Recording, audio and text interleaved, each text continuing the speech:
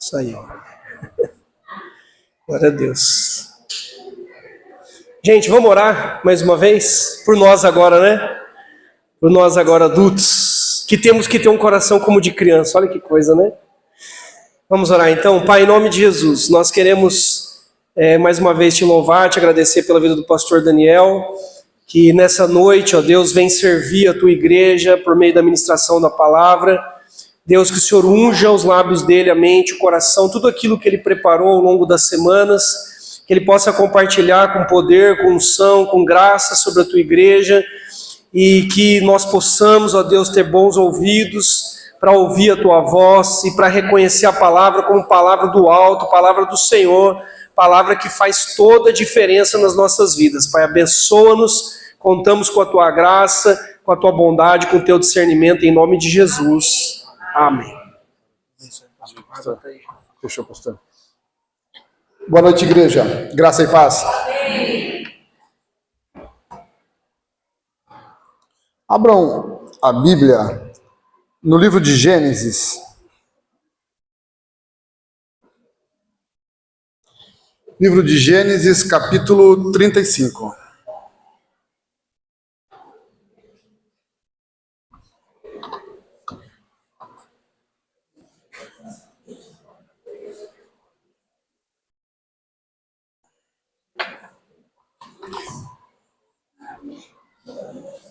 Eu vou ler na versão NAA hoje, eu não vou ler na NVI, porque tem uma diferencinha na NAA que eu quero usá-la aqui. Somente o versículo 1. Amém? Diz assim: Depois disse Deus a Jacó: Levanta-te, sobe a Betel e habita ali. E faze ali um altar ao Deus que te apareceu quando fugiste da face de Esaú, teu irmão. Somente até aqui, mas eu vou ler mais uma vez. Depois disse Deus a Jacó: Levanta-te, sobe a Betel, habita ali, e faze ali um altar ao Deus que te apareceu quando fugiste da face de Esaú, teu irmão. Só até aqui. Peço que deixe aberta, nós vamos trabalhar um pouquinho nisso daí, nesse texto. Esse texto, o tema de hoje, seria sobre 4 ordens. 4 ordens que Deus deu a Jacó. 4 direções. Nesse pequeno versículo aqui, nós temos 4 direções que foram dadas a Jacó, que mudaram a sua vida e que Deus está trazendo para você essa noite. Também para mudar a sua vida, para mudar a minha vida.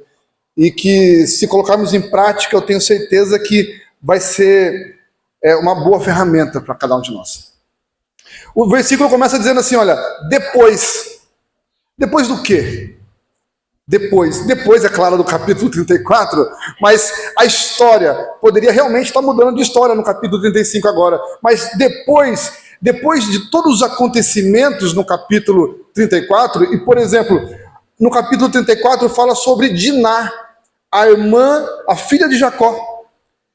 E aí, conta que quando eles estavam voltando, saindo da casa das filhas, das mulheres de Jacó, eles pararam em um certo lugar. E aparece um homem, numa cidade, um homem chamado Siquém, e ele acaba abusando da filha de Jacó. Ele acaba abusando, acaba estuprando Diná.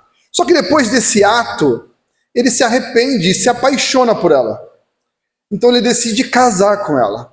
Então ele e o seu pai vão até Jacó e seus irmãos e falam, olha, e seus filhos, Jacó e seus filhos, e falam, olha, meu filho, ele errou contra a sua filha, mas ele se apaixonou por ela e ele quer casar, então eu queria propor um casamento. Vamos fazer com que eles se casem e que o teu povo se una ao meu povo. Até então, seria uma boa reparação, uma boa ideia, né, de uma reparação do mal que Siquém havia cometido. O problema é que nem todos são iguais, né? A maior parte da família ficou tranquilo, mas teve 2 na família, Simeão e Levi, que não gostaram, se sentiram humilhados. Eles sentiram as dores da irmã. E aí o que eles fizeram? Eles disseram assim, olha, tudo bem, nós entregamos a nossa irmã em casamento, desde que toda a cidade faça a circuncisão, desde que vocês sejam circuncidados. Então, aqueles homens aceitam a proposta, né? O filho de um homem vai casar, ele obriga todo mundo a fazer a circuncisão. E aí, a circuncisão, hoje, seria um processo cirúrgico, anestesia, hospital, medicamento. Naquela época, não. Naquela época era mais difícil. E quando se fazia a circuncisão, geralmente no segundo dia após circuncisão, era o pior dia. Os homens estavam com febres, debilitados, não conseguiam sair das suas camas. Então foi nesse momento que eles estavam mais debilitados, que Simeão e Levi se aproveitam para se vingar daquilo que aconteceu com a irmã deles. Só que eles não matam somente Siquém, que foi aquele que abusou de sua irmã. Eles matam todos os homens daquela cidade. Todos. Então, quando isso acontece, Jacó entra em desespero. Imagine o Jacó, a situação de Jacó. Problemas com o irmão. A hora que acha um lugarzinho tranquilo para ficar, os filhos vão lá, matam todos os homens da cidade. E eles começam a ficar com medo. Jacó começa a ter muito medo de todos os homens das cidades vizinhas. E Jacó fala para os seus filhos: o que é que eu vou fazer agora? Minha alma está angustiada, vocês mataram, e esses homens das cidades vizinhas vão ficar sabendo do que aconteceu, vão vir até a gente e vão nos matar, a mim e a toda a minha família. Eu consigo imaginar a angústia de Jacó, a preocupação de Jacó. Ele diz: para onde eu vou? A situação ruim acontece. Então, depois dessas coisas, depois desse fato, nós começamos com o texto de hoje, que diz assim: depois disse Deus a Jacó. E aí, eu quero que vocês prestem atenção, que esse foi um dos momentos mais difíceis da vida de Jacó. E é simplesmente nesse momento mais difícil que Deus usa como oportunidade para transformar a nossa vida. É quando nós estamos no momento mais doloroso da nossa vida que Deus fala: você abaixou a sua guarda e é agora que eu vou te tratar. É no momento de maior dor, de maior angústia, que você fala: Deus, o que eu faço? Ele fala: opa, agora você chegou onde eu queria. O filho pródigo estava no maior momento de desespero. Enquanto ele tinha dinheiro, enquanto ele estava perdido ali, estava tudo de bem. Ele não se lembrou do pai. Mas quando estava no momento de angústia, de humilhação, de desespero, ele fala: ah, o meu pai, se eu pudesse voltar para a casa do meu pai. E acontece a mesma coisa nas nossas vidas. Quando nós estamos vivendo um momento de dor, é quando abaixamos a nossa guarda. É quando vivemos nosso momento de dor que nós podemos ver a glória de Deus de forma mais intensa. O mover de Deus. É nesse momento que nós estamos mais sensíveis para o mover de Deus. É nesse momento que nós estamos mais aptos a entender e compreender a palavra. Porque a única coisa que nós temos nesse momento de dor é olhar para Deus. Percebe a pedagogia de Deus? O momento de dor que Deus usa para falar assim: agora que você vai ter olhos para mim, finalmente eu tenho a sua atenção. E aí nós falamos: puxa, por que eu não fiz isso antes? Por que eu esperei? Por que eu esperei tanto? Mas para que a bênção de Deus se manifeste, ou se manifestasse na vida de Jacó, ele teve que obedecer essas 4 ordens. A primeira dela, que é nesse versículo, na minha versão, na versão NAA, diz assim: levanta-te. Percebam? Não quer dizer que Jacó estava sentado. Não quer dizer que Jacó estava deitado. Mas que Jacó precisava ter uma mudança na sua postura. Jacó estava prostrado fisicamente, não apenas, mas espiritualmente, emocionalmente. E quantos de nós chegamos em situações difíceis de dor e estamos prostrados espiritualmente? Prostrados emocionalmente? Perdidos? Mas sabe o que é interessante? Que embora Deus queira e Ele pode nos ajudar, Ele não vai fazer isso com ninguém, com nenhuma pessoa que decida permanecer naquela situação. Toda mudança começa com a nossa atitude. Deus fala: eu tenho algo para você, mas se levante. Se levante porque eu vou mudar a tua história. Se levante que eu vou mudar a tua vida. Se levante que coisas novas vão acontecer. Se levante que eu tenho grandes coisas para você. No entanto, se você permanecer sentado, prostrado espiritualmente, nada vai acontecer. Nada vai mudar. E o interessante, eu estava pesquisando essa palavra no hebraico, quando ele diz levanta-te, e, é claro, ela significa levanta-te, tá bom? Mas outras opções para tradução é ser provado, persistir, aguentar. Olha só, toda a situação que Jacó estava passando, ele precisava persistir, ele precisava aguentar, ele precisava ser provado. Se levantar olha, eu sei a fraqueza que você está passando, eu sei a dor que você está sentindo, mas você vai ter que se levantar, cara. Se você não se levantar, nada vai acontecer. Eu tenho algo para você, mas aí sentado as coisas não vão se resolver. Eu tenho coisas grandiosas, mas levanta-te. Irmãos, quantos de nós fomos para a igreja prostrados? Chegamos aqui prostrados, saímos daqui prostrados. Eu quero mudar, eu quero uma vida diferente, eu quero uma comunhão com Deus, eu quero viver isso, eu quero fazer aquilo, eu quero, mas eu continuo prostrado. Eu quero, mas eu continuo caído. Amém? Dá para entender? Eu quero, mas eu ainda estou aqui. Eu quero, sabe aquela coisa assim? Eu quero emagrecer 30 quilos, mas enquanto isso eu pedi uma pizza ali. Amor, você quer uma pizza também? Que eu vou pedir uma para mim só. Dá para entender?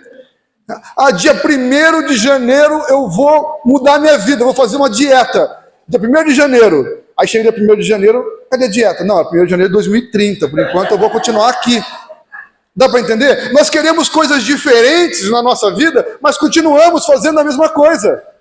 Jacó queria viver algo novo, mas se ele se permanecesse prostrado, ele não ia viver nada novo. Por isso, antes de Deus fazer algo na sua vida, Ele vai te mandar ficar em pé. Ele vai fazer com que você mude a sua postura, a sua forma de ver, a sua posição. Olha, tudo que eu fiz até agora me levou para esse caminho. Por que, se eu continuar desse jeito, eu vou mudar? Não vai mudar. Tudo que eu fiz me levou até aqui. Se eu continuar fazendo a mesma coisa, eu vou continuar aqui. Dá para entender? Agora, se eu quero algo novo, se eu quero colher algo novo, se eu quero que o meu casamento seja restaurado, significa que tudo que eu fiz até aqui não está dando certo. Então eu preciso mudar. Olha o inimigo como se levanta. Eu preciso mudar essa situação. Se eu quero que o meu casamento seja transformado, eu tenho que me levantar. Meu marido e minha esposa têm que se levantar. Nós precisamos disso. Se eu quero que os meus filhos estejam no caminho do Senhor, nós temos que nos levantar espiritualmente, em oração, em comunhão. Então, é feliz? A situação de permanecer estático, prostrado, só me leva para o mesmo lugar que sempre caminhei.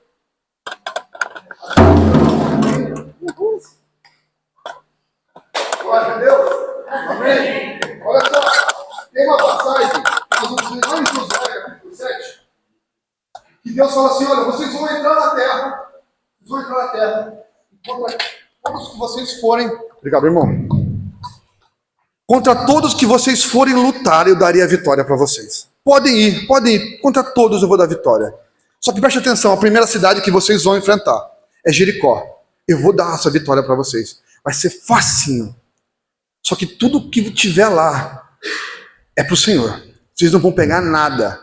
E aí talvez Deus tenha dito amém. Eles disseram amém. O fato é, derrubaram, destruíram Jericó. E aí aparece um abençoado que vai lá e pega algumas coisas e leva para ele. Fala, a cidade é grande, são só umas coisinhas, ninguém vai perceber. Só que os homens não percebem, mas Deus vê. Amém? Nada fica oculto aos olhos do Senhor.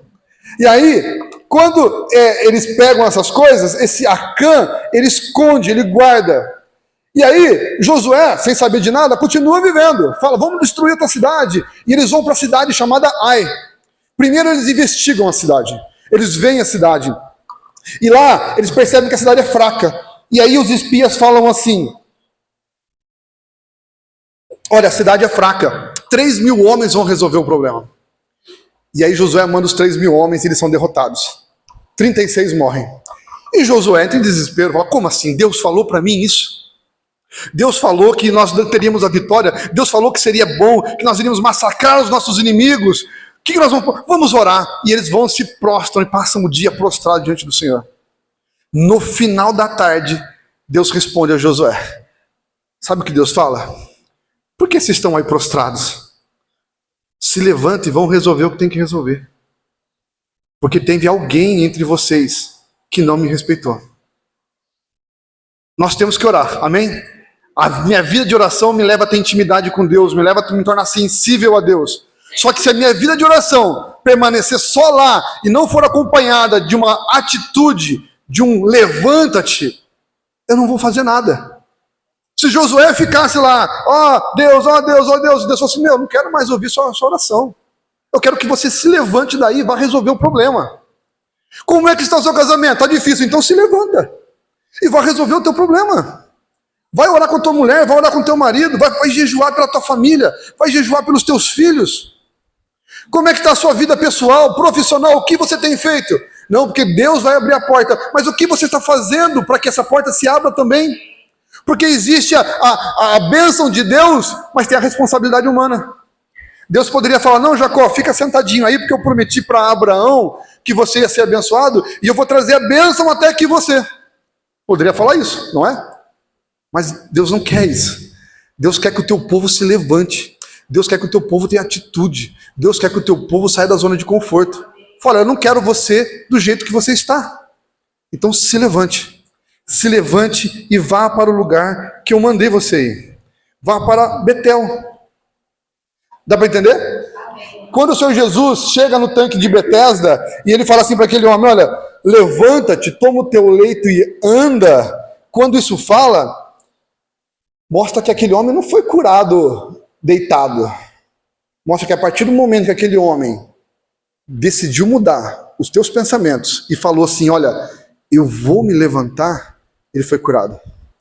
Dá para entender? A bênção aconteceu no processo. Agora, preste atenção, como você entrou aqui hoje? Como tem sido a sua vida, os seus dias, o teu relacionamento com Deus, as dificuldades que você tem enfrentado, elas têm feito com que você permaneça prostrado espiritualmente, emocionalmente, fisicamente? Então levanta-te. Porque Deus não vai fazer nada enquanto você ficar aí. Ah, eu quero, então levanta-te. Eu gostaria tanto, levanta-te. Eu quero uma faculdade, levanta-te. Um novo emprego, levanta-te. Um ministério, levanta-te. Amém? Amém? Segundo ponto, olha o que ele diz no mesmo versículo. Vai até Betel.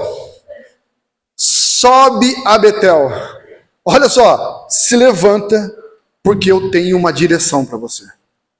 Se você não se levantar, não tem uma direção para você. Se levanta, sai da sua zona estática, sua zona de conforto, que aí eu tenho algo para você. Eu tenho uma direção para você. E nós falamos assim, ai, Deus fala comigo, me dá uma direção. E Deus fala, não vou falar nada, você continua na mesma. Você vive falando o que quer fazer, vive falando o que quer, vive falando o que quer. E Deus é um jogador de xadrez.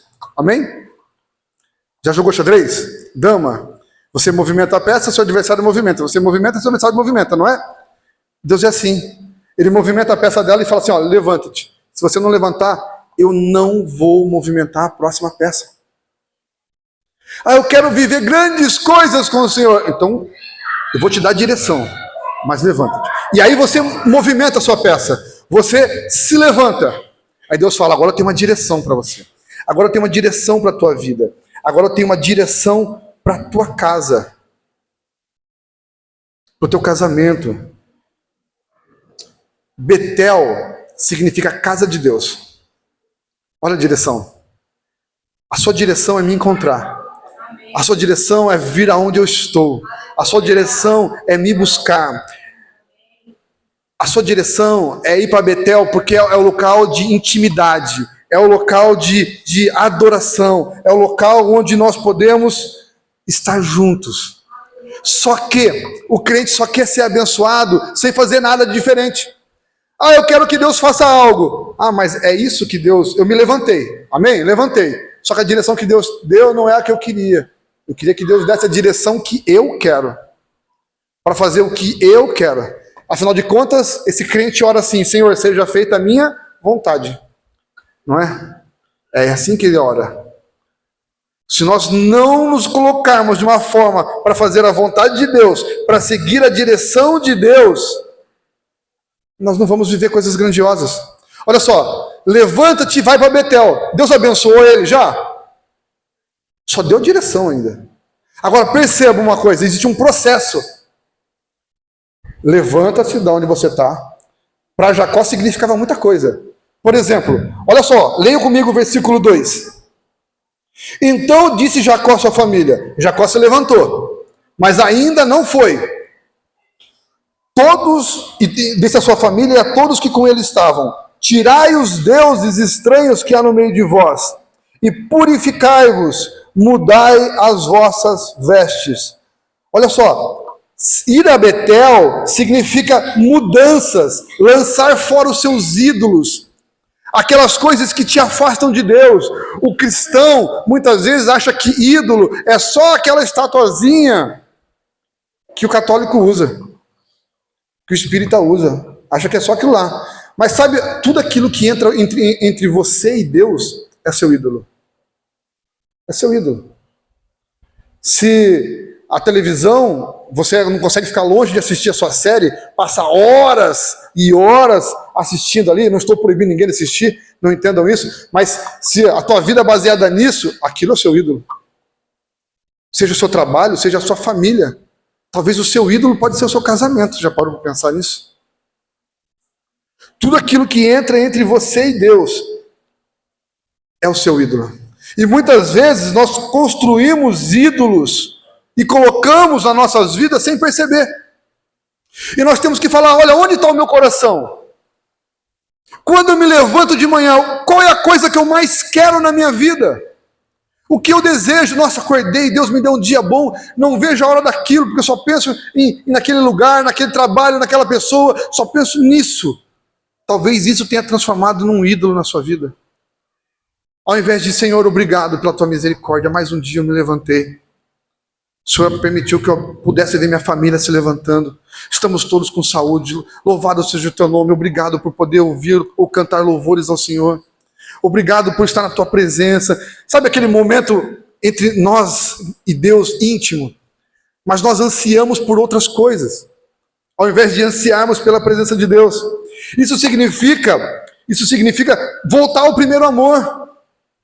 Ir a Betel, ir ao lugar de adoração, significa voltar ao primeiro amor. Como está a sua relação com Deus? Você tem chorado pela sua vontade com Deus?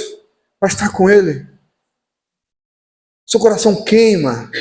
Existe aquele desejo, aquele sentimento de: nossa, que vontade de ler a Bíblia, que vontade de refletir, de pôr um louvor, de adorar. Ir a Betel significa estar na presença de Deus, abandonar todos os nossos ídolos. Olha o que Paulo fala aos Colossenses, não precisam abrir aqui, está em Colossenses capítulo 3. Diz assim: portanto, já que vocês ressuscitaram com Cristo, procurem as coisas que são do alto, onde Cristo está sentado à direita de Deus. Mantenham o pensamento nas coisas do alto e não nas terrenas. E aí eu pergunto: onde estão os seus pensamentos? Onde estão os nossos pensamentos? Pois vocês morreram e agora a sua vida está escondida com Cristo em Deus. Isso é ir para Betel, é estar em Cristo, é buscar Cristo, é clamar a Cristo. Aí olha só, quantas vezes por semana você vai a Betel? Você vai no seu quartinho de oração, no seu momento de oração, de consagração, de leitura, de desejo de estar com o Senhor? Pastor, eu não vou quase nada. Sabe por que não? Porque você ainda está prostrado. Dá para entender? Deus está te chamando para algo maravilhoso. E sabe por que nós não estamos colhendo isso? Porque permanecemos prostrados. Porque não seguimos, não estamos indo para Betel. Mas é em Betel que tem grandes coisas para nós. Agora, olha só. Tem gente que vai para Betel. Glória a Deus por isso. Não é?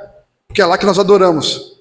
Só que olha o que Deus fala para Jacó. Ele fala assim: olha, Disse Deus a Jacó: levanta-te, sobe a Betel e habita ali. Sabe o que é habita ali? Faça morada, resida. É lá o seu lugar. É lá que você vai ficar. É lá que você vai permanecer. É lá que a tua vida vai acontecer. É lá que você vai criar os teus filhos. É lá que o seu casamento vai frutificar cada vez mais. Ou seja, seja perseverante. Nós não podemos ser o tipo de crente que fala: hoje não é ceia, eu não vou não. Eu só vou na ceia. Graças a Deus aqui não tem isso, né, pastorzão? Eu fico feliz. Tá? Eu também outras igrejas não tem, algumas só que tem isso, tá? Porque porque a ceia é diferente, a ceia é mais espiritual. Irmãos, eu fico imaginando Deus olhando e falando assim: rapaz, toma jeito. Seja perseverante, porque às vezes as pessoas vão até Betel e falam: não está acontecendo com a velocidade que eu queria. Não está acontecendo tão rápido quanto eu queria, ou do jeito que eu queria. Mas Deus não disse que ia ser rápido. Deus não disse que, olha, quando você chegar lá, vai ter um tapete vermelho para você, as pessoas vão vir, vão te servir, vai ser maravilhoso, tem uma casa linda. Não, Deus não disse isso. Deus disse: vai, habita lá. Deus não falou que ia ser fácil, tudo colorido. Deus não falou que ele não ia precisar trabalhar, não falou nada disso. Porque nós temos que viver esse processo. E Deus vai nos acompanhar enquanto esse processo acontece. Eu preciso ir até Betel. Existe um tempo para que eu chegue lá. Amadurecimento, reconhecimento. Eu preciso reconhecer que eu sou pecador, eu preciso me lavar. Eu preciso de vestes novas, porque Jacó fala no versículo 2: troquem as suas vestes. Ou seja, se arrependam. A trocar as vestes é tira aquilo que é sujo e coloca as vestes limpas. Porque quando você trocar as vestes limpas, percebam, ele não colocou vestes limpas em Betel. Ele colocou as vestes limpas antes de ir para Betel. A transformação é um processo e ela vai acontecendo. Agora, não acha que vai vir um anjinho com uma varinha, uma asinha linda nas costas e rodar e pim! Não, não vai. Você vai ter que se levantar. Jacó teve que chegar para sua família e falar assim: olha, minha família, e não era pequena a família dele, só a mulher tinha 4, não é? E aí ele fala assim: viu, convencer uma mulher já é difícil, gente. Uma esposa, imagina ele conversando 4. Ele fala assim: olha, nós vamos para Betel. Mas eu queria ficar aqui, mas o cenário aqui é tão bom, mas eu marquei um café com a minha amiga na semana que vem, mas não sei o quê. Nós vamos para Betel. Mas as crianças, nós vamos para Betel. E aí, essa é a direção de Deus. E essa é a direção que nós vamos cumprir. Só que para chegar em Betel, peguem todos os ídolos que vocês têm e joguem fora. Mas eu não quero jogar a minha santinha. Eu não quero jogar o meu ídolo. Eu não quero me desfazer. Tudo, é tudo. Eles não chegaram lá com metade dos ídolos. Olha o processo. Eles não chegaram lá com uma parte. Eles não chegaram lá incompletos. Eles chegaram lá completos. Abriu mão de tudo. Houve uma mudança. Muito bem. Troquem as suas vestes agora. Se arrependam dos seus pecados agora. Mudem as suas vidas agora. Mudou? Pois bem, nós temos uma caminhada até Betel. E quando chegar em Betel, os anjos vão estar lá? Não. Nós temos que montar acampamento, construir as nossas casas, preparar o nosso gado, cuidar de todo aquele monte de gado que nós temos. Então, muita coisa para trabalhar, mas é lá que o Senhor nos mandou ir, e é lá que Ele vai nos abençoar. E lá nós devemos permanecer. Eu só serei abençoado, só irei colher as coisas quando eu esperar que aquilo que eu semeei cresça e dê frutos. Dá para entender? Eu me lembro que o meu sogro me deu um pé de pitangueira. Uma pitangueira, pé de pitanga ou pitangueira. O pé de pitanga. Chegou lá em casa desse tamanho assim. É o meu xodozinho lá. Tá enorme. E aí, eu queria muito que desse pitanga. Levou 3 anos para dar as primeiras pitanguinhas. No 4º ano que... E aí eu vou lá, fico jogando aguinha lá. Aí eu falei: nossa, gente, as vizinhas pensam que o cara é meio doido. Mas eu não vi a hora. E aquilo era um processo. A pitaia tá lá. Deu pitaia. Esperamos essa pitaia que não dá pitaia. Deu 2 pitaias. Falei: gente, esperei 1 ano para dar 2 pitaias. No outro ano deu 1. Eu falei: irmãos, se eu quero colher, eu tenho que semear. Eu tenho que regar, eu tenho que cultivar, eu tenho que esperar, eu tenho que amar, eu tenho que perseverar. E aí sim vai chegar o fruto. Se você quer plantar, sei lá, alface, vai nascer rapidinho, mas quem gosta, fala, que vontade de comer uma alface. Quem aqui fala isso? Eu como alface quase todos os dias, eu tenho um ódio do alface. Vocês não fazem ideia. Porque é algo que Deus falou assim, olha, põe só para encher o pão do hambúrguer, isso aqui, para mais nada serve. Só que se você quer algo saboroso, se você quer viver algo maravilhoso, se você quer viver coisas grandiosas, vocês precisam esperar que o fruto aconteça. Dá para entender? E esse fruto leva tempo. Se você está indo para Betel para plantar alface, você vai embora já já. Agora, se você vai plantar uma pitangueira, uma jabuticabeira, vai levar tempo. Mas olha, vai crescer. Vai dar bons frutos. E você vai falar assim, sabe uma coisa que eu aprendi que é o melhor disso? É quando acaba. Porque você fala assim, não vejo a hora de acontecer de novo no ano que vem. E aí você fica esperando, lá em casa tudo pequenininha, verdinha assim, ó, cheio de florzinha. Fala, ai Deus, chega logo, chega logo. Que aí todo dia que eu vou sair para o trabalho eu como pitanga, quando eu volto do trabalho eu como pitanga, as crianças me vendo, elas pedem pitanga, é uma fase muito boa. Mas leva tempo, queridos. Ele fala assim, olha, habite ali, você precisa habitar lá, você precisa perseverar, você quer colher algo, persevere em Betel. O seu casamento vai ser transformado de verdade quando você perseverar em Betel. A sua família vai estar unida quando você perseverar em Betel. As coisas vão acontecer quando você perseverar em Betel. Então, só levantar e ir não resolve se você não tiver perseverança. Se você não entender que lá em Betel também terão dias difíceis. Vai ter dia cinzento, frio, dia que você não quer sair da cama, dia que vai ter alguém vai te afrontar e você vai ficar chateado, dia que você vai pensar, não devia estar aqui, não é? Só que Deus disse assim para você, olha, persevere, habite ali, independente do que aconteça, habite. Nós não podemos ficar, eu vou nessa igreja, não, mas eu vou nessa igreja, mas eu vou nessa igreja, mas eu vou nessa igreja, eu vou. Quando eu saí da que eu estava, nós somos em uma só, né? Aí depois alguém falou pra gente, vai lá que tem um pastor lá que é muito legal, que é muito bacana, você vai gostar, vai lá. Eu falei assim, então nós vamos. E aí nós viemos numa quinta-feira, dia de Bíblia Plus, nem era dia de culto. Então nós assistimos aqui a Bíblia Plus, teve a palavra também. E eu saí daqui falando assim para a Samela, achamos nosso lugar. No domingo seguinte a gente ainda foi lá, mas já no outro domingo viemos para cá e viemos de vez. Sabe, habitamos aqui. Habitamos, conhecemos pessoas, fomos cuidados. Nossa, se eu começar a falar eu choro. Tamanho o amor que nós recebemos aqui. Sabe, a gente atravessa a cidade para ver. Sai naquela correria, as crianças, tudo, mas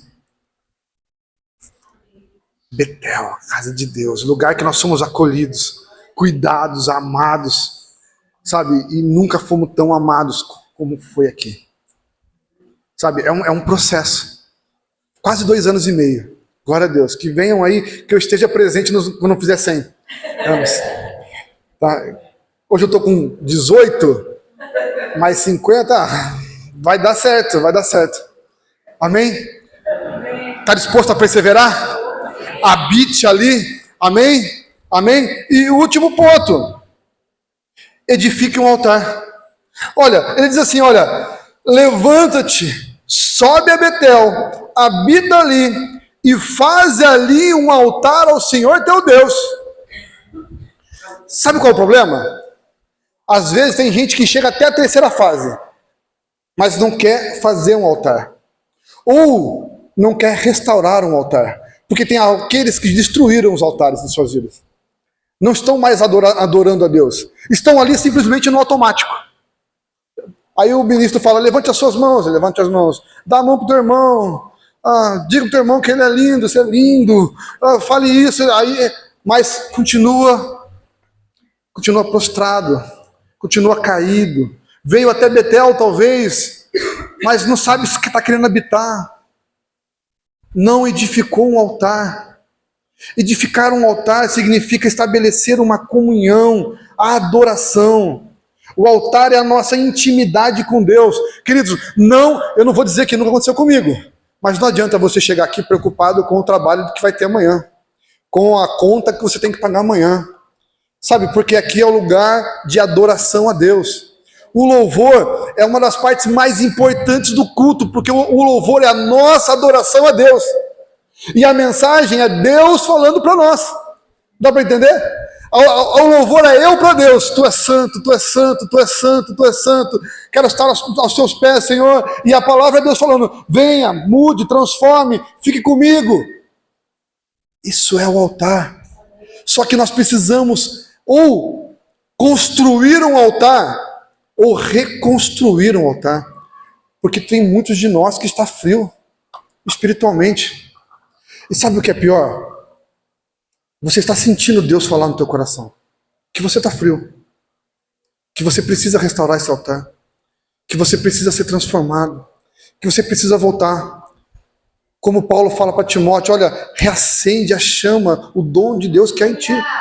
Reacende o dom de Deus. Reacender o dom de Deus é coloque fogo. A tradução é coloque fogo nesse dom que está em você. E nós precisamos restaurar um altar. Quando nós vamos lá para 1 Reis, capítulo 18, vocês não precisam abrir, eu leio para vocês. 1 Reis 18, 30, diz assim: olha, então Elias disse ao povo: aproxime-se de mim. E todo o povo se aproximou de Elias. E Elias restaurou o altar do Senhor que estava em ruínas. Percebam, olha para mim. Todo o povo estava afastado de Deus, adorando a outros deuses. É aquele momento em que Elias faz um confronto com os profetas de Baal e de Azirá. E aí ele entrega a parte da manhã para eles e fala: vai, orem para os seus deuses, para ver se cai fogo do céu e consome o holocausto. E os deuses deles não fazem nada. Elias, ele reconstrói o altar do povo que havia sido destruído pelo próprio povo. Sabe quem é que destrói o altar que uma vez você estava adorando? Você. Quando você começa a adorar outros ídolos, quando você começa a se afastar do Senhor, quando você sai de Betel. E aqui Deus fala: olha, vai para Betel, habite ali e construa um altar. Volte ao lugar de adoração. Então, Elias, ele restaura o altar do Senhor que estava em ruínas. Olha o versículo 36, diz assim: quando chegou a hora do sacrifício da tarde, o profeta Elias se aproximou do altar e disse: ó Senhor, Deus de Abraão, de Isaque e de Israel, que hoje, que fique sabendo que tu és Deus em Israel, e que eu sou o teu servo, e que segundo a tua palavra fiz todas essas coisas. E aí ele diz assim para o Senhor: responde-me, Senhor, responde-me, para que este povo saiba que tu és Senhor, tu és Deus e fizeste o coração deles voltar para ti. E sabe o que acontece? Então caiu o fogo do Senhor e consumiu o holocausto, e a lenha, as pedras e a terra, e ainda lambeu a água que estava na vela. Quando nós reconstruímos o altar em nossa vida, Deus derrama fogo. Se você for até Betel e habitar ali, e não reconstruir o teu altar, ou não construir um altar que você nunca construiu, nunca vai ter fogo. Sem fogo não há adoração. Nós precisamos disso nas nossas vidas. Às vezes nós começamos, o nosso altar começa a trincar, às vezes o nosso altar começa a ficar danificado, e nós falamos: depois eu arrumo, depois eu vejo isso, eu tenho outras prioridades. Não! A tua prioridade é o altar, é a adoração, é a busca. Há quanto tempo você não fala como Elias? Alguma vez você falou: Senhor, responde-me, responde. Sabe o que Elias estava pedindo? Deus. Ele não estava pedindo nada, só Deus. Responde-me. Que esse povo mostra, que esse povo veja que existe um Deus aí. Fala com Deus hoje, responde-me, Senhor, responde-me. Que eu possa te ver. Que eu possa ver o Senhor agindo na minha vida. Porque eu decidi sair do lugar que eu estava. Eu me levantei. Eu vim até Betel. Eu habito aqui agora e eu acabei de reconstruir o meu altar. Deus está nos chamando para reconstruir os nossos altares, para que nós possamos ter uma mudança genuína na nossa vida de comunhão, de santidade. Porque eu trabalhei com um amigo em 2013, se chama Daniel também. E aí eu saí da empresa que eu estava, era em Campinas. Eu saí da empresa que eu estava, um ano depois ele entrou em contato comigo, 2014. Ele entrou em contato comigo. E ele falou assim, como é que você tá? Eu falei, cara, tô bem. Eu sou líder de jovens de uma igreja aqui. Tô feliz, tá legal. Aí ele falou assim, cara, eu tenho um chamado também. Eu só tô esperando eu estabilizar financeiramente. E aí eu vou fazer o meu ministério. Nós estamos em 2025, ele está tentando se estabilizar financeiramente ainda. Eu espero em Deus que ele se estabilize. Mas não espere tudo isso para reconstruir o teu altar, não. Deus está te chamando hoje para reconstruir o teu altar. Deus está te chamando hoje para que você clame, Senhor, responde, me responde. Porque, Senhor, eu não posso viver longe de Ti. Irmãos, eu exorto vocês assim, olha, como Paulo fala a Timóteo, olha, te exorto solenemente. Reconstrua o teu altar. Eu não sei qual é o processo que você está. Olha, talvez você esteja prostrado e precisa mudar sua postura. Essa foi a primeira opção, primeiro ponto. Segundo ponto, uma nova direção, ir a Betel, ao lugar de comunhão. Terceiro ponto, habitar ali. E o quarto ponto, sabe, reconstrua ou construa o teu altar. Deus está te chamando para construir ou reconstruir o teu altar. Sabe, não cabe a mim julgar, falar, você não. Mas você olha para fala de você e fala, Senhor, eu quero essa noite construir. Eu quero essa noite reconstruir o meu altar, porque eu não posso viver longe dessa comunhão. Crê nisso? Eu gostaria que você ficasse em pé, para que pudéssemos orar.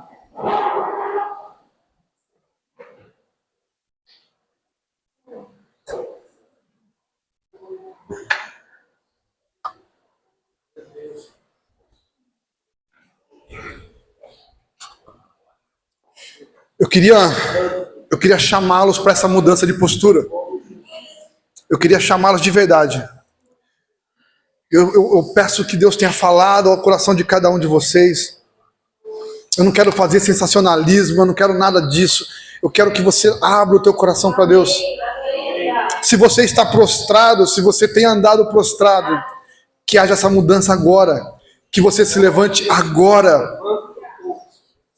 Que você vá a Betel, que você fale no teu coração, Senhor, eu quero habitar aqui em Betel, eu abro mão dos meus ídolos, Senhor, eu quero reconstruir o meu altar, é a noite de reconstruir o altar, vamos reconstruir o nosso altar essa noite, vamos clamar a Deus. Eu gostaria que você falasse com o Senhor essa noite, fala com Ele, fala, Senhor, eu quero reconstruir, eu quero que caia fogo, eu quero viver isso, quero viver o que o Senhor tem para mim, Senhor. Opera, Senhor, em minha vida essa noite. Senhor, faz-me viver, Senhor. Em nome de Jesus, Senhor, que os altares sejam restaurados aqui essa noite. Que haja, Senhor, um derramar do Teu Espírito aqui, Senhor. Senhor, muitos de nós andamos perdidos, falhos, Senhor, com os andares destruídos, Senhor, mas nós não podemos andar dessa forma, Senhor, nós não aceitamos, Pai, permanecer com os nossos altares destruídos, queremos uma mudança em nossas vidas, Senhor, queremos transformação, Senhor, queremos alterar tudo que está de errado em nossa vida, ó Pai. Senhor, nós declaramos essa noite, abandonamos os nossos ídolos, Senhor, eles estão enterrados essa noite, estamos enterrando os nossos ídolos para a glória do Seu nome, estamos enterrando para a glória do Seu nome, e aqui está, Senhor, o nosso altar reconstruído, o nosso altar levantado, um lugar de adoração, um lugar de convivência, um lugar de comunhão, Senhor, em nome de Jesus, que caia fogo, Senhor, caia fogo do céu, transforme a nossa vida, para que toda a igreja veja, Senhor, que o Senhor é um Deus que opera em nosso meio, um Deus que está conosco, em nome de Jesus, Senhor, derrama do Teu fogo, em nome do Senhor Jesus, Pai, nós clamamos a Ti, Tu és um Deus santo, Tu és um Deus santo, escolhemos habitar aqui, Senhor, ser fiel a Ti, nos quebrantar, em nome do Senhor Jesus. Santo, santo, santo, santo, Tu és santo, Tu és santo. Tu és santo, Senhor. Tu és santo. Tu és santo, santo. Derrama o teu fogo.